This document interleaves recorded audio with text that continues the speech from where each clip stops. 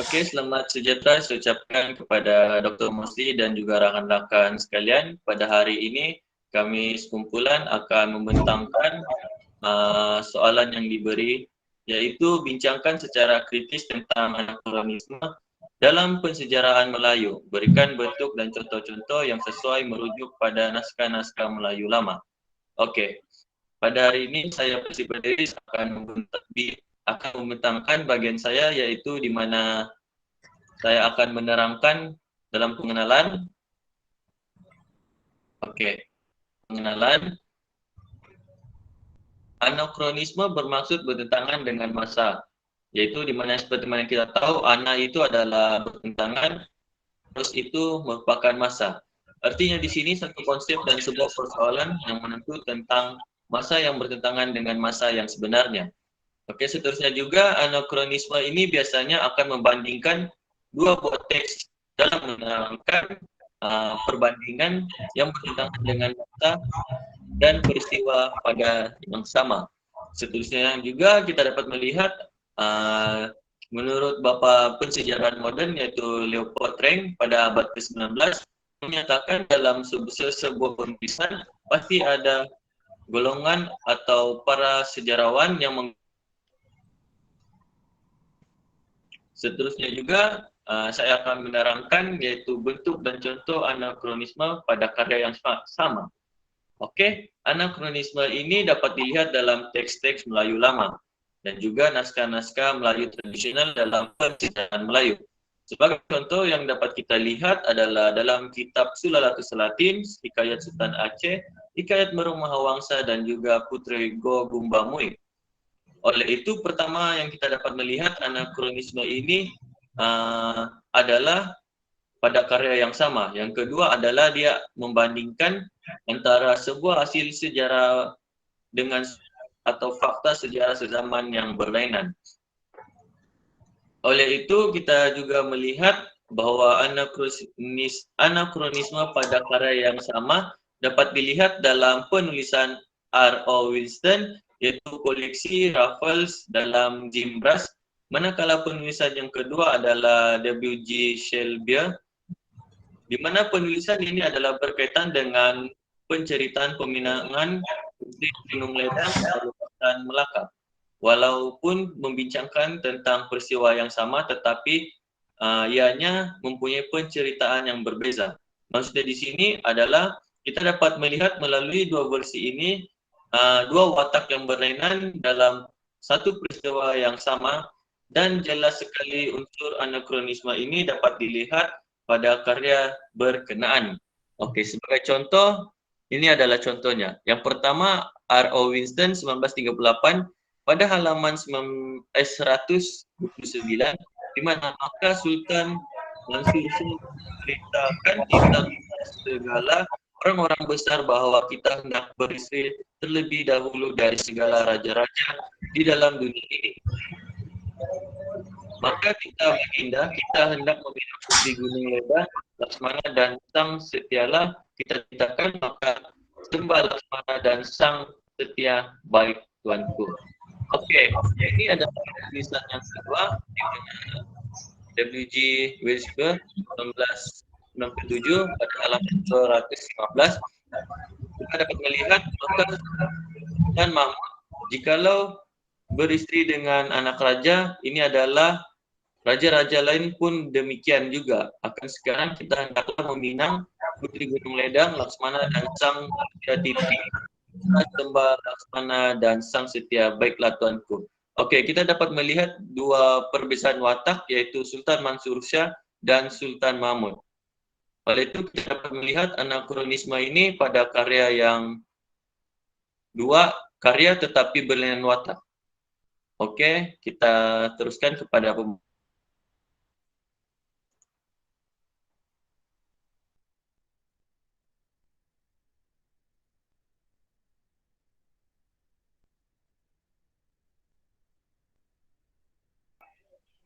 Oke, untuk bagian yang kedua ini adalah berkaitan dengan contoh-contoh anakronisme yang berlaku dalam karya-karya manuskrip Melayu lama.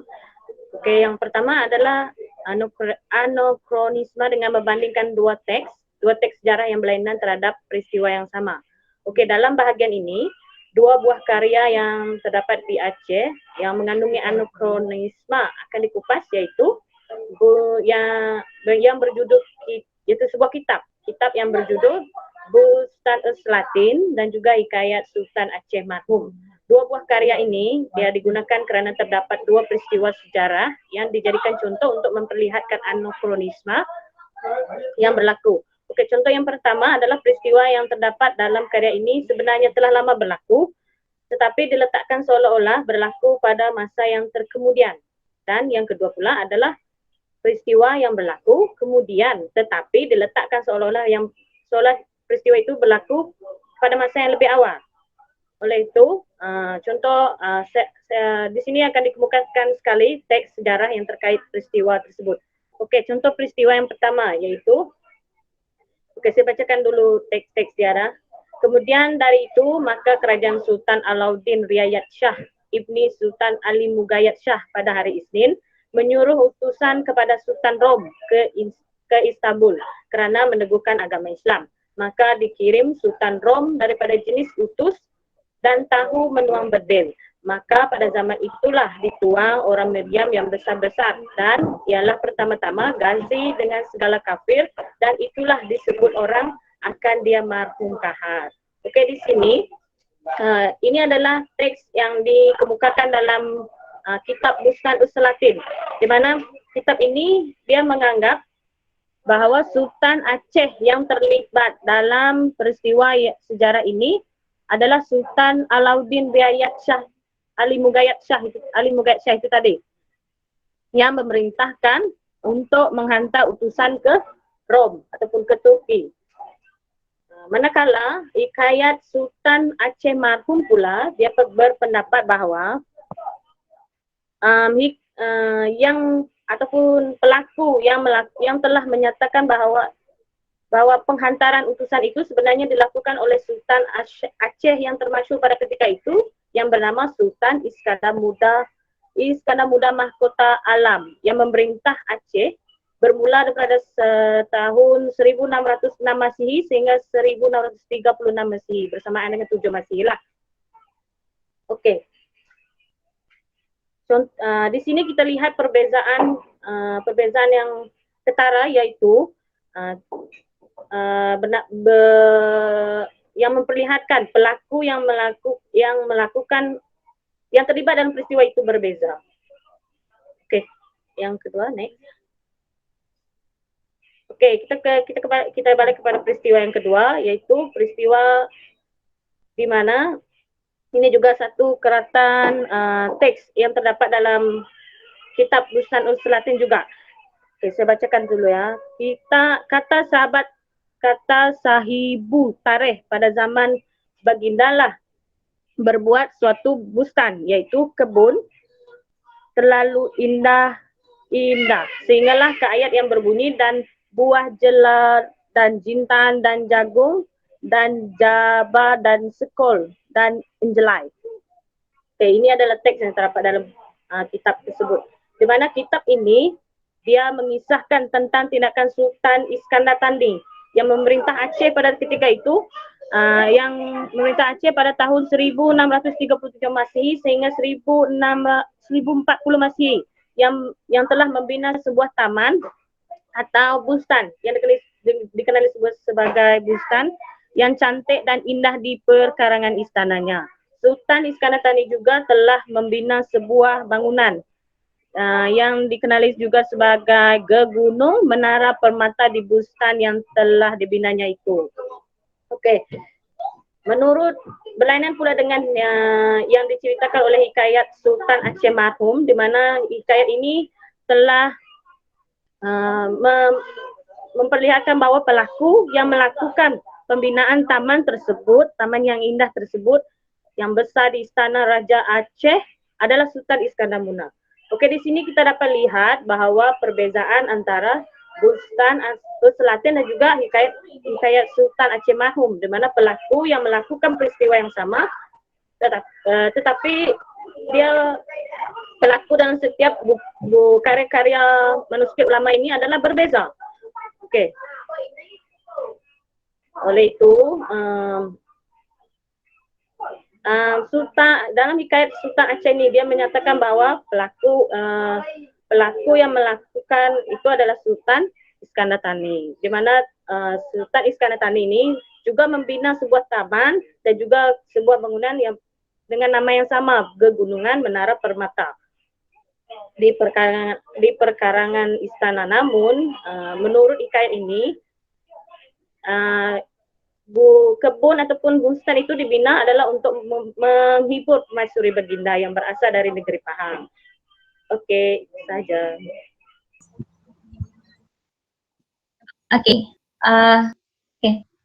Saya sambung. Seterusnya adalah perbandingan satu hasil sejarah yang sama tetapi mempunyai tempo yang berlainan. Dalam poin ini ada 6 peristiwa yang mempunyai satu peristiwa yang sama tetapi mempunyai tempo masa berlakunya peristiwa tersebut yang sangat berlainan.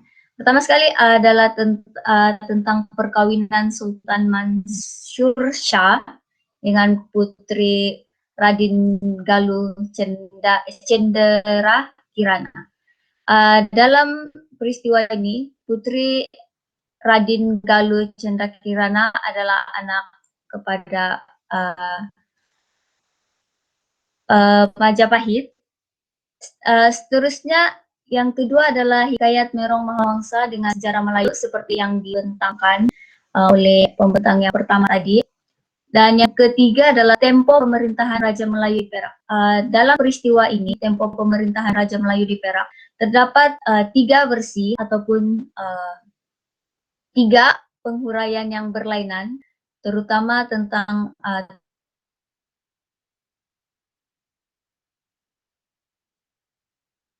tempo Raja Melayu di Perak yang dikatakan tidak masuk akal apabila Raja Melayu di Perak pada ketika itu disebutkan memerintah tetapi sebenarnya sudah lama mangkat. Yang keempat adalah Sultan Mahmud Shah dengan Sultan Alauddin Shah.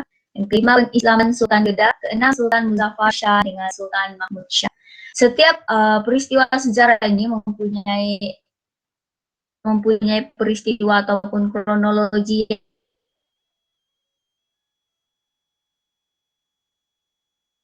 yang sama dan juga pelaku yang sama, tetapi mempunyai tempo terjadinya sejarah tersebut yang berlainan. Perbedaan tahun yang amat ketara. Seterusnya adalah anakronisme dalam peristiwa sejarah yang sama tetapi berlainan penghuraian. Bagi poin ini, seperti yang telah dibentangkan oleh pembentang yang kedua tadi, bahwa setiap penulisan sejarah mempunyai setrik yang berlainan, maka tidak heranlah apabila anakronisme ini dapat dilihat dalam beberapa penulisan, terutama teks penulisan tradisional sejarah Melayu. Pertama, seperti ini diletakkan pada masa kemudian. Peristiwa penghantaran utusan ke barat oleh Sultan Aceh, bantuan pakar dalam membina kubu dengan peristiwa Lada Sipak. Manakala bagi diletakkan pada masa yang lebih awal, pembinaan taman ataupun bustan yang mana memperlihatkan 2 pelaku ataupun 2 tokoh dalam peristiwa tersebut yang mempunyai berkaitan dengan pembinaan taman dalam hikayat tersebut. Maka pada teks sejarah yang pertama dia diletakkan pada masa yang lebih awal, dan manakala yang kedua diletakkan pada masa yang terkemudian. Itu adalah perbezaan dalam anakronisme yang sama dalam peristiwa yang sama tetapi berlainan penghuraian. Saya punya part adalah berkaitan dengan faktor etnorisme dalam penulisan sejarah, iaitu bentuk kesastraan sejarah. Okey, jika kita lihat bentuk kesastraan sejarah ini, dia merupakan satu faktor lah yang menyebabkan berlakunya anakronisme dalam sebuah penulisan. So jika kita lihat bentuk kesastraan ini, perlu lihat daripada atas ke bawah. Jadi sekarang kita macam bagi pengenalan kepada kesastraan sejarah dulu. So saya ada memetik beberapa pandangan menurut tokoh-tokoh yang pernah mengkaji sejarah-sejarah Melayu lama, iaitu ada dua, Abdul Halim Adi dan Hashim Awang. So menurut Hashim Awang ini, kesastraan Melayu ini adalah bermaksud sifat yang baik, indah, sehingga dapat dibandingkan dengan blessed letter, iaitu suatu benda yang indah. Blessed letter ini benda sesuatu yang indah. Jadi selain itu, Ali Ahmad juga menyifatkan sastra itu sebagai seni, bahasa dan ilmu pesuratan yang mengandungi unsur-unsur yang lembut, mengandungi satu unsur-unsur yang indah dan sebagainya lah. Sama seperti Abdul Halim tadi, tapi dia lebih kepada bahasa dan pesuratan. Manakala menurut Hashim Awang pula, beliau mendefinisikan kesastraan itu sebagai ciptaan seni yang disampaikan melalui bahasa dan tutur, secara sastra lisan, secara sastra tulisan, dan memiliki keindahan dari aspek isi, daya, dan pengucapan. Okey, seterusnya.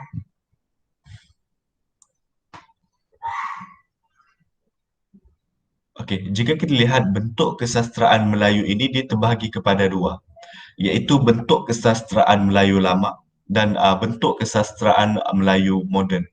Oleh itu, jika kita lihat bentuk kesastraan Melayu moden ini, dia boleh dibahagikan kepada dua yang tadi itulah, dan dia mempunyai ciri-ciri yang agak sepunya, tetapi berbeza dari segi sifat. Sifat dia contoh macam sastra Melayu lama, di mana dia lebih kepada sastra rakyat, sastra lisan yang berunsurkan begitulah. Sebab jika kita lihat sastra Melayu tradisional ini, dia mula berkembang di alam Melayu masa abad ke-13 begitu.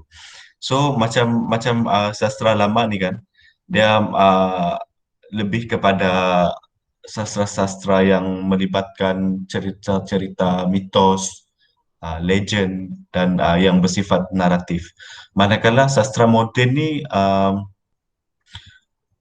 dia lebih kepada barat, di mana masa sastra moden ni 1950 ni telah dimonopolikan oleh seorang tokoh yang bernama, kalau seingat saya, yang bernama nama dia ni,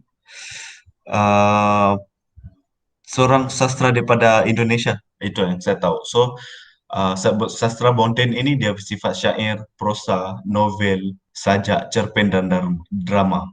So sastra moden ni, novel, sajak, cerpen, dan drama ni itu pada tahun 1950-an dia mula berkembang. Okey, seterusnya. Okey, kritikan penulisan sejarah saya muncul pada kesastraan Melayu moden lah, iaitu pada tahun 1950-an. Kenapa? Disebabkan oleh anakronisme dalam penulisan sejarah. So macam kita tahu adalah pembentang telah menyifatkan anakronisme ini sebagai konsep dan persoalan yang menyentuh tentang masa ataupun bertentang dengan waktu yang sebenar. Itu merupakan konsep dia lah. Seterusnya, okey, ini faktor-faktor utama terjadinya anakronisme lah, iaitu peranan. Yang pertama adalah peranan golongan istana. So okey, kalau kita lihat peranan golongan istana ini, dia telah menjadi satu faktor yang sangat dominan lah dalam sesebuah masa itulah, sebab kita lihat golongan istana ni dia memainkan peranan yang penting ya dalam sebuah psikrotrium dalam sebuah penulisan tu. So pihak istana ini dia menjadi pusat penghasilan dan penyalinan penyebaran hasil karya sastra Melayu itulah. Itu peranan golongan istana ini. Manakala hubungan yang rapat antara punjangga dan golongan istana ini merupakan salah satu faktor yang penting jugalah. Di mana jika kita lihat punjangga ini merupakan satu penulis ya, penulis dia punya level sama dengan penulis, juru tulis dan pengarang. Ini merupakan golongan yang sangat rapat dengan golongan istana pada ketika itu. Hal ini kerana dia mempunyai satu kedudukan yang istimewa. Itu golongan yang istimewa, itu faktor yang ketiga ya. Jika lihat ini golongan yang istimewa kerana pada ketika itu golongan-golongan seperti pujangga ini merupakan satu golongan yang dianggap mempunyai satu kelebihan. Disebabkan oleh itu golongan-golongan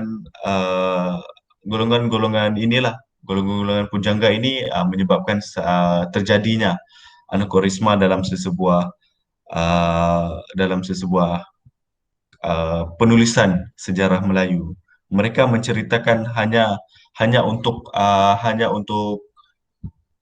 golongan istana saja.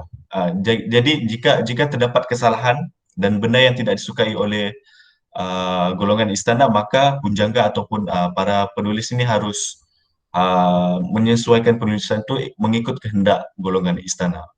Jadi itu saja saya punya pembentangan. Terima kasih.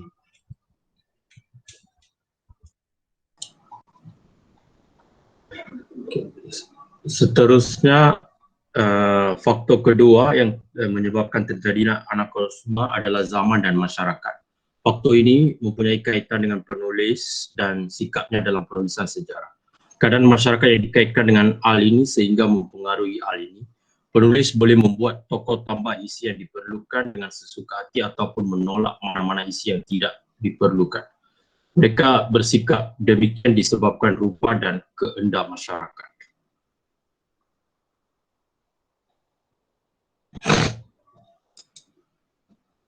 Next.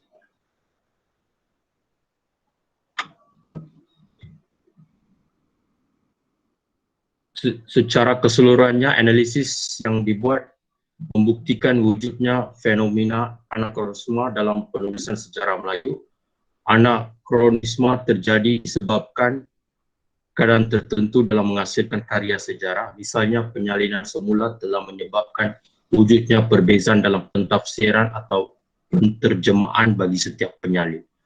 Pemahaman yang berbeza bagi setiap penyalin menyebabkan hal ini berlaku. Kekurangan kaedah penulisan dan pemerolehan sumber yang sistematik telah menyebabkan penulis tradisional menggunakan tradisi lisan yang merupakan satu-satunya jalan untuk mendapatkan sumber sejarah dalam menghasilkan pensejarahan Melayu. Masyarakat Melayu tradisional tidak mempraktikkan tradisi penyimpanan bahan-bahan sejarah seperti penulisan, catatan maupun dokumentasi. Hanya tradisi lisan yang menjadi warisan sejak turun-temurun. Oleh itu terdapat unsur seperti tokoh tambah dalam penceritaan yang berlaku bagi menyedapkan hikayat tersebut. Seterusnya, penekanan yang kurang dalam aspek pentarikan akan menyebabkan timbulnya pelbagai spekulasi mengenai tarikh apabila karya asal diterjemahkan oleh penulis kemudian. Untuk menyelesaikan masalah ini, para sejarawan haruslah bijak dan teliti dalam menghasilkan penulisan sejarah. Sekian, terima kasih. Ini adalah rujukan-rujukan